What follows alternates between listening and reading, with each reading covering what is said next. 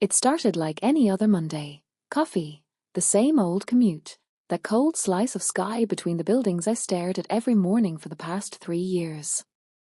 I always told myself it was just a job, but deep down, I knew I cared more than I let on. My name is Natalie. I wasn't the loudest in meetings. I didn't play politics. But I delivered, every single time. I stayed late when no one asked. Picked up projects no one wanted. Cleaned up after other people's messes, made things work when they were falling apart. No one really noticed, until it stopped working for them. That morning, I got in early.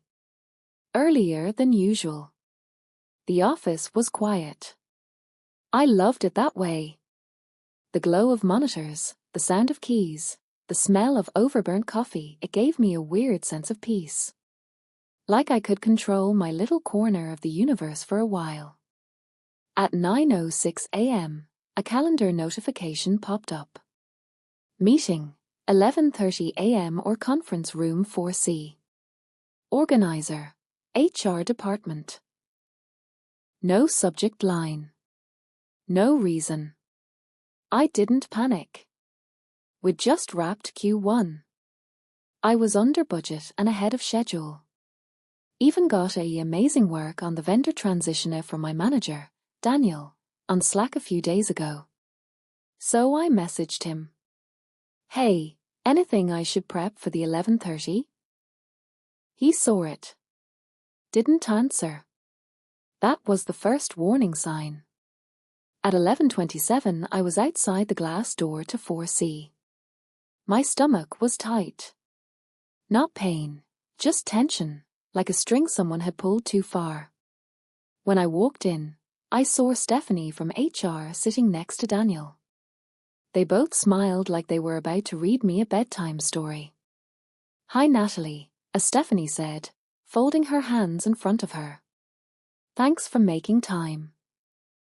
Daniel didn't say anything. He just nodded. Eyes on the floor. Stephanie's voice was soft. Practiced. Like she'd said this a dozen times before, and she probably had. Natalie, I'm afraid we have some difficult news. Your position has been impacted by the company's organizational realignment. Today will be your last day. It took me a second to process the sentence. I literally said out loud, "Oh wait, what?" She repeated it. Slower. Almost tenderly. My heart started pounding. I'm not on any kind of PIP, EI said. I just closed out the digital integration report. I brought in 2 new clients. This doesn't make sense. Daniel cleared his throat. It's not performance related, he said, barely above a whisper.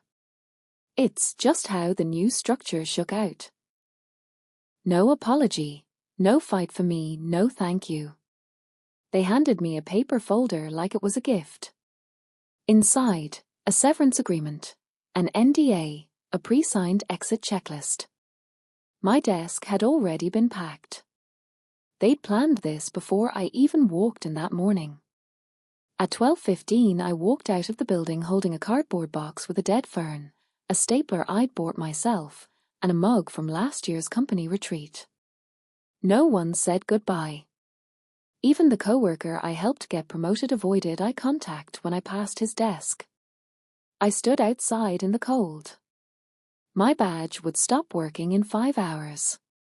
I felt erased. Like I'd never even been part of it. That night, I sat on my living room floor, still in my work clothes. My blazer smelled like the elevator. My inbox was already disabled.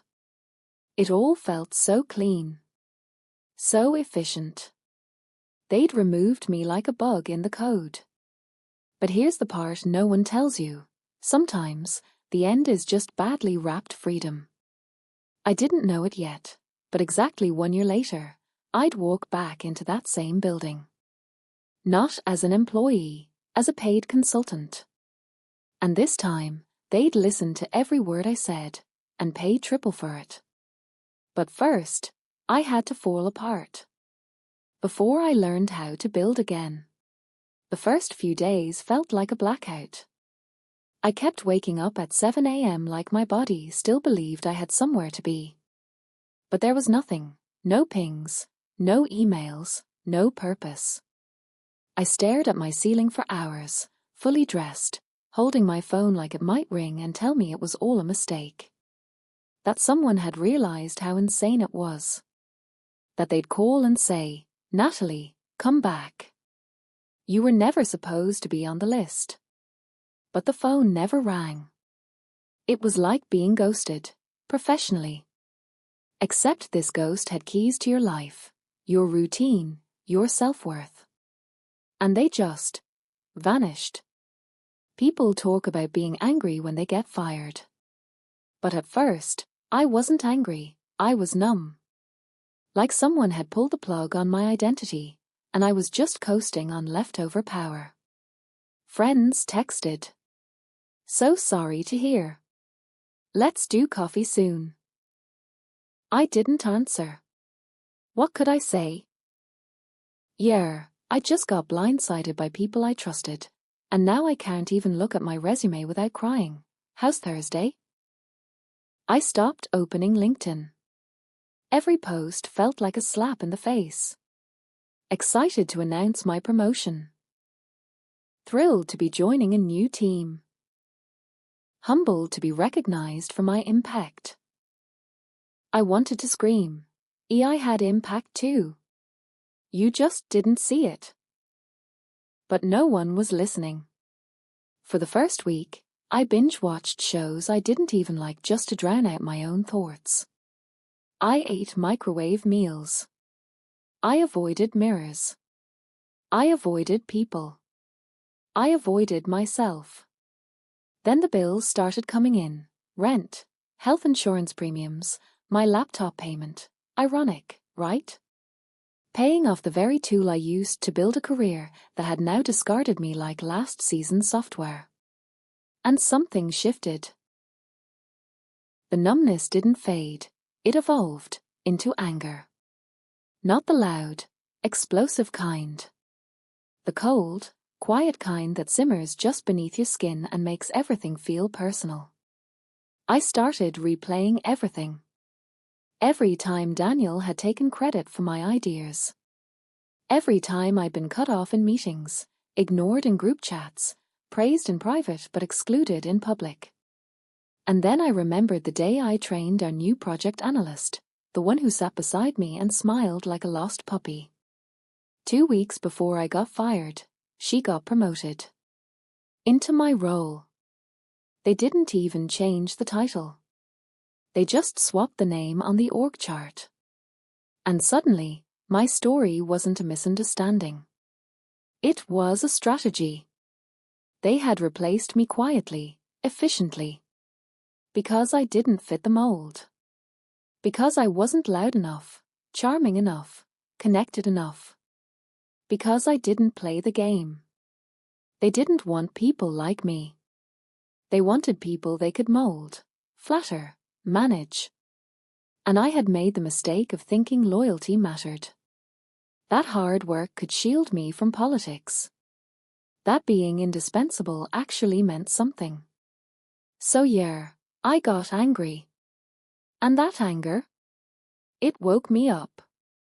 One morning I sat at my kitchen table, greasy hair, cold coffee, a spreadsheet of rejections open on my screen, and I opened a blank Google document. I titled it, "A What I Know That They Don't." It started as a list. Systems I'd built. Vendor relationships I'd salvaged. Conflict patterns I'd noticed. Inefficiencies I'd fixed that no one even saw. And then it grew. I outlined an entire workflow strategy for mid-sized tech firms scaling faster than their infrastructure. It wasn't for a resume. It wasn't for a recruiter. It was for me. To remember that I was good at what I did. That just because a company couldn't see my value didn't mean it wasn't real. That was the first time I felt something close to power again. Not loud, not public, but mine. I started reading. Every night. Books on organizational behavior, consulting strategies, even small business finance. Things I'd always told myself I didn't need to know, because I wasn't in charge. Now I realized, if I wasn't going to be given a seat at the table, I'd build my own. The void hadn't disappeared. It was still there, every morning, every night. But now, something new had moved in beside it, resolve. And underneath the anger, a quiet, persistent voice whispering, they underestimated the wrong woman. There was this one moment, maybe 2 weeks after the layoff, when I sat on the floor of my apartment in the same clothes I'd worn for 3 days straight, and realized I didn't actually know who I was without a job. That scared me more than being unemployed. I had always thought of myself as driven, capable, a team player, a strategic thinker. Buzzwords that lived inside performance reviews and PowerPoints. But stripped of all that, who was I? Just a woman with too many browser tabs open, fighting the urge to spiral every morning before coffee. But somewhere in that chaos, something small shifted. It started with one stupid question. What do I know better than anyone else I used to work with? Not from arrogance. From hunger. From desperation, honestly. So I made a list. Post-it notes on the wall. Ugly handwriting. No filter. Cross-functional breakdowns during launches. Translation of C-level decisions to actual implementation. Why our knowledge base was useless after version 4. 1. Where teams stopped talking to each other. There were 17 of them. 17 invisible fractures I had carried in silence while trying to be professional. Now, they were my clues. I opened a Google document, titled it, "A What I Know That They Don't Hear," and I wrote. Every morning. Even when my hands shook. Even when my brain said, "This is dumb, no one cares. You're irrelevant now." But something about putting it on paper gave it power. It felt like reclaiming a voice I didn't even realize I had lost. Then came the books. Not motivational fluff. I couldn't stomach that yet. Real ones. Frameworks. Case studies. Operations theory. Cognitive overload. Org structure. I went deep. And I started seeing it. Patterns that used to feel like random dysfunction were actually predictable. Avoidable. Fixable. That's when I knew I wasn't just journaling. I was building a methodology. And I realized something wild. In the last year of that job, the one that ended so abruptly, I had been operating like a consultant already. Quietly. Under the radar. Patchworking gaps no one admitted existed. And they let me go because no one knew how much of the system I had been holding together. That, or actually gave me some peace. Because now, I had language for it. And I wasn't interested in convincing them anymore. I was going to build something that made me undeniable. Cut to. Late night. My apartment. 1:47 a.m. My eyes bloodshot. Laptop glowing. Music low. Slide deck open. I was building the first version of what I would later call alignment threshold mapping. It sounded fancier than it was, but it worked. A visual tool to diagnose where communication breaks in a growing company before they explode. I tested it against past projects I'd led. It held up. So I posted. Not the full thing. Just a thought. Most internal failures in scaling startups aren't from strategy. they're from decision fatigue between levels of ownership. I'm working on a tool to map this. Curious if others have seen the same. It wasn't a pitch. It wasn't marketing. Just me thinking out loud. It got 22 likes. 4 DMs. One of them, from a guy I hadn't talked to in 3 years. He ran ops at a SaaS company. His message said, "This is oddly timed. We're literally going through this right now. Would love to hear what you're building." And that was it. My first client. We didn't even call it that. It was an exploratory session. But when I opened Zoom that day, wearing the same blazer I had used in every job interview for the last 5 years, I felt like a stranger in my own skin. For 10 seconds, I forgot how to speak. But then, it kicked in. I wasn't trying to impress anyone. I wasn't selling anything. I was offering clarity. We talked for an hour.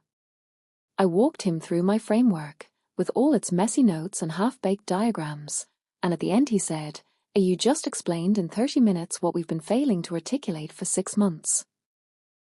A week later, I sent my first invoice. The amount? $850. It might as well have been $1 million.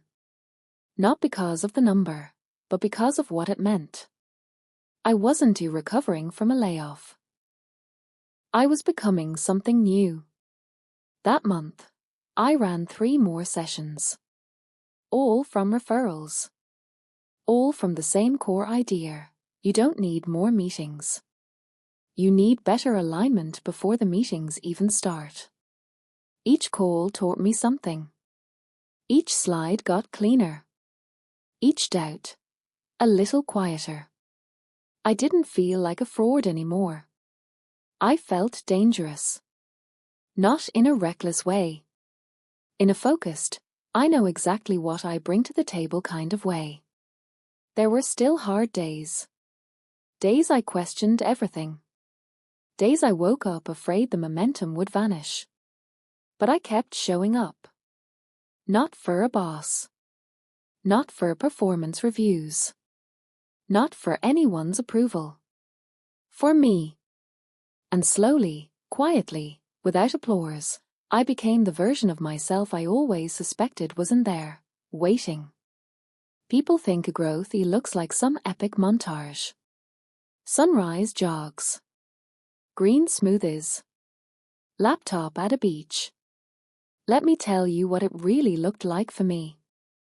It looked like saying a no to underpaid work, and then panicking about rent. It looked like Googling tax codes at 2 a.m. because no one teaches you how to inverse correctly. It looked like sitting in silence for 40 minutes after a discovery call, wondering if I sounded like an idiot. Growth isn't glamorous. It's lumpy, unpredictable, lonely. But every time I didn't quit, I changed. I started tracking every win, no matter how small. A client said, "That's exactly what we needed." A founder referred me without me even asking. A junior PM told me, "You explained something my manager couldn't for 6 months." Those were proof points. Not for them. For me. And something else started shifting. My voice. Not just how I sounded. How I thought. How I wrote. How I entered a room. I stopped shrinking myself to fit someone else's definition of a strategic. I stopped apologizing for being direct. I stopped asking for permission to take up space. Because here's the truth, I wasn't just recovering anymore. I was rebuilding, on my terms. Cut to my living room, a year later. Same apartment. Same cracked mug. But everything else, different. I was running 4 client accounts. I had hired a virtual assistant. I had templates. A Notion system. Actual workflows.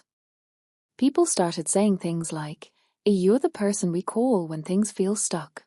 Can you train our internal team on this? That's when it clicked. I wasn't a temporary fix. I was becoming infrastructure. The kind no one notices when it's working, but everything falls apart when it's gone. And somewhere in that rhythm, a strange thing happened. Peace. Not everything is perfect at peace. But a quiet hum in my chest that said, "You're doing it. For real." Then came the email. Subject line, looking to connect, potential collaboration. I almost deleted it. Until I saw the signature. VP of Product, the company that laid me off. For a second, my hands froze. I could hear the heartbeat in my ears. I reread the name 3 times to make sure. It wasn't a prank. It wasn't a mistake. They wanted to torque. I laughed out loud. Actually laughed. Not bitter. Not sarcastic. Just full circle disbelief. I stared at the screen and thought, this is what growth feels like. Not revenge. Not ego. Terror. Because I wasn't reaching up anymore. They were reaching out. I took 24 hours to respond. Not out of spite, but clarity. I wasn't the same person they let go a year ago. I had leverage now. I had language. I had a business built from the ashes of their silence. So I replied, thanks for reaching out. I'd be happy to learn more about what you're looking for and see if there's alignment. Short. Neutral. Professional. But between the lines? That girl from chapter 1? The one crying in her car, too afraid to tell her friends what happened? She'd be proud of this woman. Because I wasn't begging for a seat anymore. I was choosing whether I even wanted to walk into the building. Growth isn't just what you gain. It's what you learn to let go of. The need to prove. The need to be liked. The need to always say yes. And in letting go, I made room for something I never had before, power without permission. Not loud. Not flashy. But mine. It had been almost a year. 11 months and a handful of days, to be exact. That morning, I found an old sticky note tucked into the back of my notebook. It was crumpled, faded, barely legible, but I could still read it. Give yourself 1 year. Let's see what happens. I had written that after I was fired. That day, I didn't even cry. I just stared at a wall and wrote those words down like a spell. And now, I was nearly there. That Monday felt like any other. Overcast. Coffee brewing. The quiet kind of morning you never expect anything from. My phone buzzed. Unknown number. I paused. Lately, I've been answering more calls, business leads, freelance gigs, networking things. So I picked up. Hello. There was a second of silence. Then a man's voice. Calm. Measured. Hi, is this Natalie Collins? The way he said my full name made my shoulders tense. Yes. Who's this?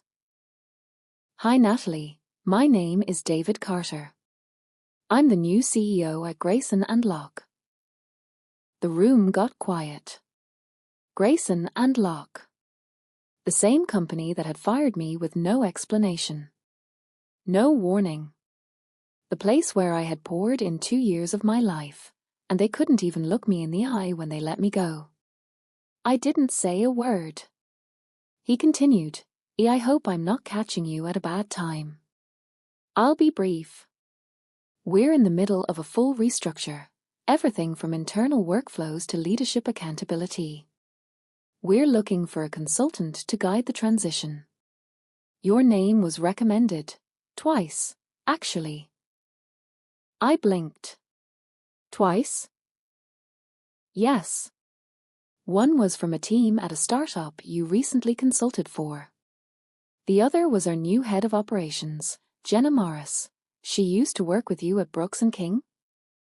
I nodded slowly, though he couldn't see. Jenna. She and I hadn't talked in a while, but we'd always had mutual respect. Apparently, she remembered me. Still, I couldn't quite find my voice. I understand this might be awkward, he added. I've reviewed your file. I know you were let go under the previous management team. That should never have happened the way it did. My stomach flipped. He said it plainly, without excuses. He knew. Look, he said, I'm not calling to fix the past. I'm calling because I want to build something better, and I believe you can help us do that. I didn't expect that. Not the apology, but the ownership. I looked out the window. So many nights I had stood right there, wondering if I was crazy, wondering if I was just forgettable, wondering if anyone had even noticed I was gone. And now, they were noticing. Thank you for reaching out, I said carefully. But I have to ask, why me? There are plenty of consultants out there. He didn't hesitate. Because you're not just a consultant. You've lived what we're trying to fix. You understand how broken things were, because you were one of the people hurt by it. That gives you a clarity most people don't have. That stopped me cold. It wasn't flattery. It was truth. I stood there for a long time after we hung up. I didn't scream. I didn't laugh. I just let the silence wash over me. And then, I cried. Not because I needed revenge. Not because I felt powerful. But because the version of me who walked out of that office 11 months ago, heartbroken, confused, ashamed, she would never have believed this day would come. But it did. Not because I chased them. Because I chased myself. My growth. My worth. And it led them right back to me. Karma doesn't always knock. Sometimes it calls. And when it does, you answer. Not with ego. Not with rage. With clarity. With the strength to say, now you see me. But I saw myself first. That night, I didn't sleep. I lay in bed, staring at the ceiling, turning over every possible outcome. What it would feel like to walk back into that building. What it would mean, for me, for the version of myself who had walked out in silence a year ago. Could I do it? Would I? I kept hearing David's voice, you've lived what we're trying to fix. And maybe that was the point. Maybe I had lived it, and survived it, so others wouldn't have to. But still, the fear was real. What if it was a trap? What if I said yes and it all collapsed again? The part of me that still carried the wound whispered, don't go back. You owe them nothing. But another part, deeper, steadier, whispered back, you don't owe them anything. But you owe you everything. The next day, I talked to Jenna Morris, the woman who had recommended me. She picked up on the first ring. Natalie? Oh my God, I'm so glad you called. Her voice was warm. Familiar. I didn't realize how much I needed that. Is this real? I asked her. Or am I walking into a polished version of the same mess? She didn't dodge. It's a mess, she said. But not the same one. We're tearing it down to the studs. And we need someone who doesn't flinch at the cracks in the walls. I was quiet for a moment. You could have recommended anyone. I know. But I recommended the person who should have been leading us a year ago. That hit me. For so long, I had tried to shrink the pain. Now, here was someone naming it, and naming my strength inside it. I asked for 48 hours to think. Not because I was unsure, but because I wanted to say yes from a grounded place, not a wounded one. Those 2 days were a ceremony. I wrote a letter to the girl I was a year ago. I told her, you didn't get closure. But you built something better, yourself. This isn't about going back. It's about stepping forward into something you're now ready to shape. Then, I lit a candle. Not for them. For me. On the 3rd morning, I called David back. He answered immediately. Natalie. Good to hear from you. Hi. I've made my decision. And? I'll do it. But I'm not here to soften the blow or sugarcoat anything. If I walk in with a mirror. And some people won't like what they see. There was a pause. Then he said, that's exactly why we want you. And just like that, it began. Not a return. A reclamation. I wasn't going back to who I was. I was bringing her with me. But now, she had boundaries. She had language. She had power. And they were about to see all of it. 1 year.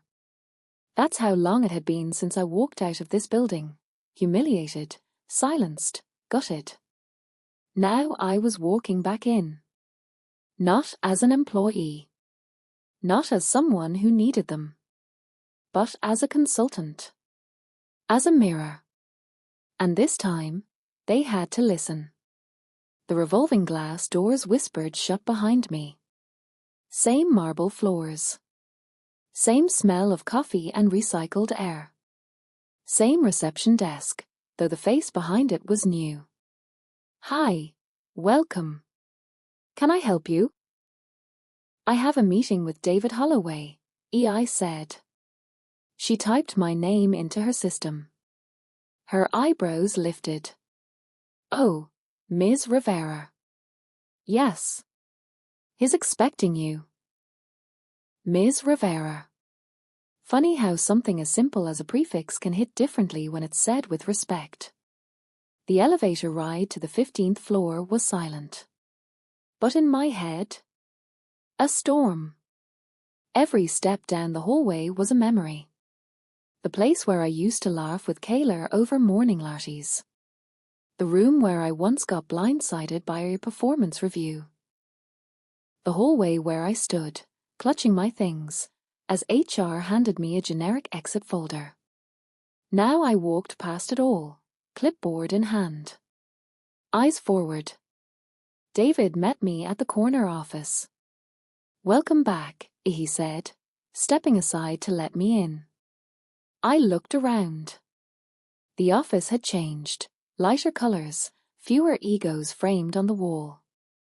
But some ghosts still lived here. It's surreal, I said quietly. I can imagine, he nodded. I want you to know, no one from the leadership team who made that call is here anymore. They were part of the problem. He meant it as comfort. It landed somewhere closer to validation. I wasn't imagining it. The toxicity had names, and those names were gone. The first few meetings were tense. The new team was polite, but cautious. Some were curious. Others, defensive, though they tried to hide it behind PowerPoint slides and buzzwords. I listened. Took notes. Asked questions they hadn't prepared for. When I walked into the HR audit meeting, one of the younger analysts, a woman named Carly, looked up at me and said, "I've heard about you. You're the one they shouldn't have let go." I didn't respond. I didn't have to. The look in my eyes said everything. There were moments that tested me. People apologized, some too quickly, like it was a reflex, not a reckoning. Others tried to joke, to disarm me with awkward charm. I didn't take the bait. I wasn't here for apologies. I was here to map the rot, to name it, and to build something stronger in its place. But not all of it was hard. Some people were trying. I met a junior manager named Ellis, sharp, genuine, exhausted. "We're doing our best," he told me, eyes tired but honest. "But we don't know what we don't know." That humility, that's where transformation begins. By the third week, people started sitting up straighter when I entered a room. Not out of fear, but out of recognition. The kind that comes when someone tells the truth with clarity and grace. I wasn't weaponizing my pain. I was channeling it into structure, into clarity, into repair. And in doing so, I was healing parts of myself I didn't even realize were still bruised. The final day of the audit, I stood in the same conference room where they'd once pretended to evaluate my role. Now I stood at the head of the table, with a binder full of findings, a whiteboard full of solutions, and a voice they couldn't interrupt. "Culture isn't what you say in town halls," I said, meeting their eyes. "It's what happens when no one's watching. And the people you stopped watching, stopped trusting you." Silence. Not because they disagreed, but because truth has a way of hollowing out pretense. I closed the folder. You have a choice. You can rebuild this place with honesty, or you can polish the surface and wait for it to crack again. I didn't wait for applause. I left the room with the same calm I had entered with.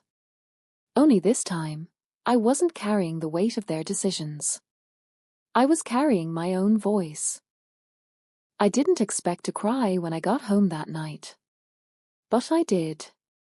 Not out of sadness. Not even relief. It was something else. Something deeper. A quiet release, like a knot finally loosened in my chest after being pulled tight for too long.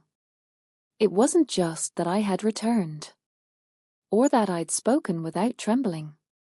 It was the realization that I never needed their approval in the first place. What I needed was my voice. And I had found it. I thought about the version of me who sat in the break room 12 months earlier, trying not to cry between meetings. The girl who got called a too sensitive, a too ambitious, a not a good fit. The one who walked out of that building carrying shame that was never hers to carry. She wouldn't believe what I'd just done. But she would be proud. Over the next few weeks, something started to shift, not just in the company I audited, but in me. I began getting messages, emails, LinkedIn DMs, from people, mostly women, saying, "I heard what you did. Can we talk? I think I'm going through something similar." At first, I answered quietly, humbly.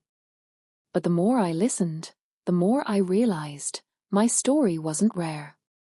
It was just silenced. Too many of us had been told our pain was a personal, when it was actually systemic. So I started speaking. On podcasts. At women's leadership forums. In boardrooms and lunch and learns, and sometimes even in cafes with strangers who just needed someone to say, "No, you're not crazy.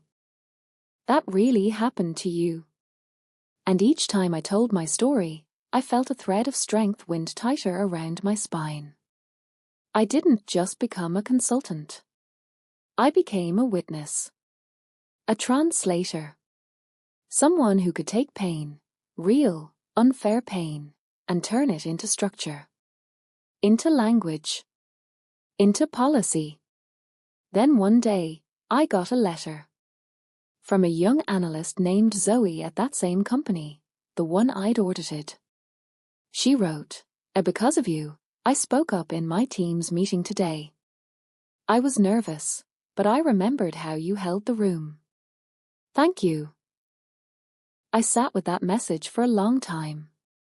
Not because it made me feel important, but because it made me feel useful. Legacy isn't always about titles, or plaques, or LinkedIn posts with hundreds of likes. Sometimes it's one voice, handed quietly to another. A little louder, a little stronger, a little more free. That's what I wanted now. To leave rooms better than I found them. To remind people, especially women, that what breaks us isn't always the end. Sometimes, it's the beginning. The contract ended on a Thursday. No celebration. No drama.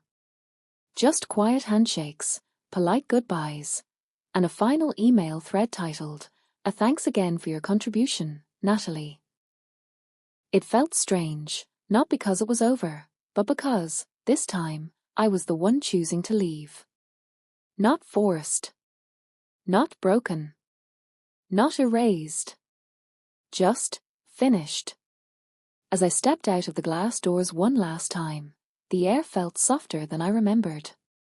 The building was the same. Same polished stone. Same gold-lettered logo. But I wasn't the same woman who once stood outside it with trembling hands and a fake smile. I was whole. I was proud. And I was free.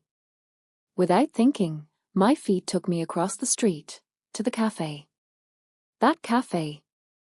The one I used to escape to between meetings. To cry in the bathroom stall. To breathe. I hadn't been back since the day they let me go. I walked in. Same wooden counters. Same barista, a little older now, grayer at the temples, but still wearing that warm grin. He looked up, squinting for a second. Haven't seen you in a while. Usual? I smiled. Yeah. The usual. A few minutes later, I sat by the window with my cappuccino. Same table. Same chipped mug. But this time, I wasn't hiding. I wasn't trying to stitch myself back together between sips of coffee and missed Slack messages. Saturday. The world outside kept moving. Buses, delivery vans, interns with folders tucked under their arms. I watched them all like a quiet observer in a movie I no longer needed to star in. And that's when the thought came. Clear. Undeniable. I didn't come back for revenge. I came back to remind myself I was always worth more. This wasn't a story about proving anything to them. It never really was. It was about reclaiming my narrative. Not just the ending, but the middle, too. The hurt. The healing. The growth in between. I pulled out my phone. No work emails this time. No drafts. No to-do lists. Just a blank note.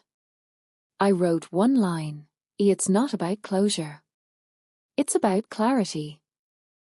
And then I let it go. I took the last sip of my cappuccino. Stood up.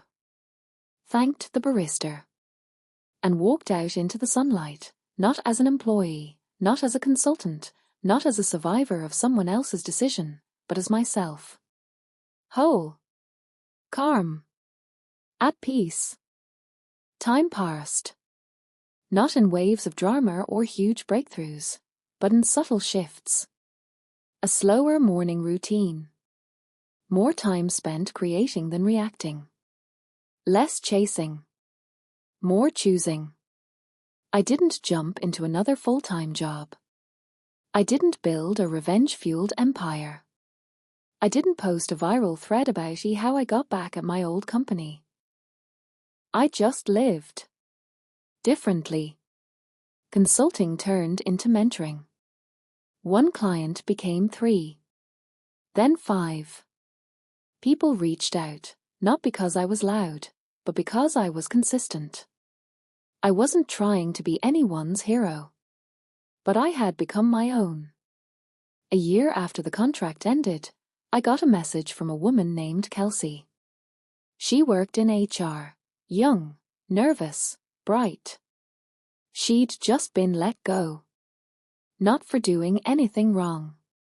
Just not a culture fit. The words stung when I read them. Still familiar. We met for coffee. She looked like I did back then. Tight shoulders, shaky smile, phone screen cracked. I listened. Not with advice. Not with strategy. Just with presence. When she asked me how I got through it, I paused. Because the truth was, I didn't get through it. I grew around it. The pain didn't vanish, it became part of the architecture. Like a knot in a tree. Still visible. But no longer fragile. You don't need to bounce back, I told her. You're not a tennis ball. You're a landscape. You'll change shape, and that's okay. She blinked. And for the first time that day, she smiled for real. That moment stayed with me. Not because I had given someone hope, but because I had spoken something I finally believed. I wasn't defined by the firing. I wasn't defined by the comeback. I was defined by what I chose to carry forward, and what I chose to leave behind.